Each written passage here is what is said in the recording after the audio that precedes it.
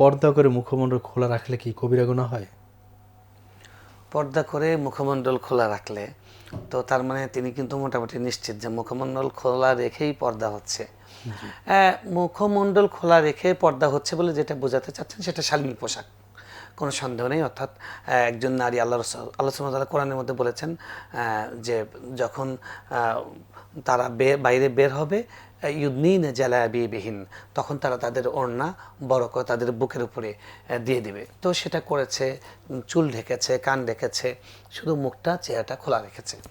তো এটার দ্বারাও গুনাহ হবে, চেহারা দেখানোর গুনাহ হবে, অশালীনতার গুনাহ হবে না, চেহারা দেখানোর গুনাহ হবে। কারণ আপনার চেহারাটাও সৌন্দর্যের একটা কেন্দ্র।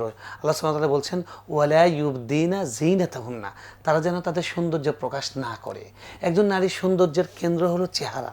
চেহারা দেখার জন্য মনটা একজন পুরুষের মানে আকুপাকু করে যে কখন তার চেহারাটা দেখব। একজন নিকাব পরা মহিলা খালি যাদের অন্তরের মধ্যে রোগ আছে, আল্লাহ সুবহানাহু ওয়া তাআলা কোরআনে বলছেন ফি কালবিহি মারাদুন, যাদের অন্তরে রোগ আছে তারা অপেক্ষায় থাকে যে কখন চেহারাটা একটু খুলবে। তো এই জন্য চেহারাটা ঢাকতে হবে, সৌন্দর্যের কেন্দ্র। সাহাবায়ে কেরামদের আমরা কি দেখি দেখেন, আমি পরশুদিন পড়ছিলাম আল্লাহ সুবহানাহু ওয়া তাআলা কোরআনে যে বলেছেন ওয়াকান্না ফি বুয়ুতিকুন্না, নারীরা তোমরা তোমাদের ঘরে থাকো, জাস্ট এইটুক।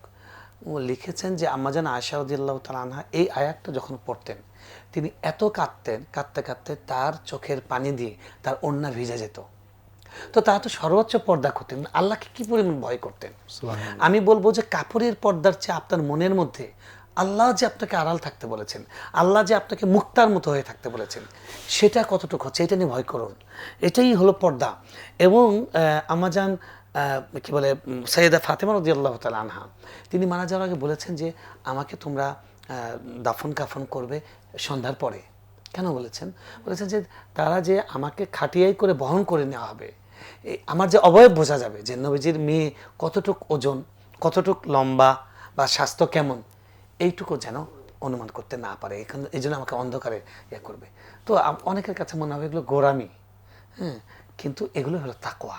আজকে আমাদের ঘরগুলো ভেঙে যাচ্ছে, আমাদের ইসলামী পরিবারগুলোতেও আজকে আমাদের মেয়েরা নিরাপদ নেই। আজকে ইসকনের সন্ত্রাসীরা বোরকা পরা মেয়েদেরকে ভাগিয়ে নিয়ে চলে যাচ্ছে।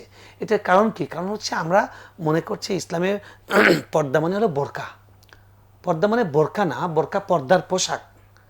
কিন্তু পর্দা হলো কলবের মধ্যে আল্লাহর ভয় আসতে হবে যে আল্লাহ সুবহানাহু ওয়া তাআলা আমাকে হারাম করে দিয়েছেন, আমি দেখতে পারবো না। আমার সামনে একজন উলঙ্গ নারী দাঁড়ানো, আমি তাকাবো না, এটা হলো পর্দা। সবাই বেহায়া, আমার পরিবারের আজকে বিয়ের অনুষ্ঠান, সবাই নতুন শাড়ি পরেছে, সবাই চেহারা সুন্দর মেকআপ করে এসেছে, আমি একা সেটা করব না। এটা না হলো পর্দা। যে তার জান যাবে, জীবন যাবে, সে তার পর্দার সঙ্গে কোনো আপোষ করবে না, এটা না হলো পর্দা। এই পর্দাটা আসা দরকার। এবং রাসূলুল্লাহ সাল্লাল্লাহু আলাইহি ওয়াসাল্লামের স্ত্রী তিনি বলছেন রাহিমাল্লাহু নিসা আল মুহাজিরাত, মুহাজির নারীদেরকে আল্লাহ দয়া করুন। যে যখন মানুষ এহরাম অবস্থায় থাকে, এহরাম অবস্থায় রাসূল সাল্লাল্লাহু আলাইহি ওয়াসাল্লাম নিকাব পড়তে নিষেধ করেছেন, শুধু এই একটা সময় যে নিকাব পরবে না। তো উনি বলছেন যে তাদেরকে দয়া করুন, তারা যখন নিকাব পরা নিষিদ্ধ, এই সময়ও তাদের ওড়নাকে তারা এত লম্বা করে ঝুলে দেন সামনের দিকে যে যখন তারা তাদের বরাবর পুরুষরা আসে তাওয়াফ করার সময়, এরকম পুরুষরা যখন পাশ থেকে তাকাবে তখন তারা দেখতে পায় না তাদের চেহারা। তাদেরকে দেখতে হলে এরকম করে দেখতে হবে চেহারার দিকে, সেরকম করে তো কোনো মুসলিম পুরুষ কখনো কল্পনা করা যায় না। তারা ওই সময় পর্দা করতেন যখন এই জায়গাটা ঢাকার নির্দেশ নাই। আমি বলবো যে মাস্ক তো সবাই পরেছেন আপনারা ইয়ের সময়, কোভিডের সময় মাস্ক যে এমন সুন্দর একটা পোশাক হয়ে গেছে। এবার আমি সৌদি আরবেও দেখলাম মেয়েরা মাস্ক পরা, মানে হিজাব পরে মাস্ক পরছে।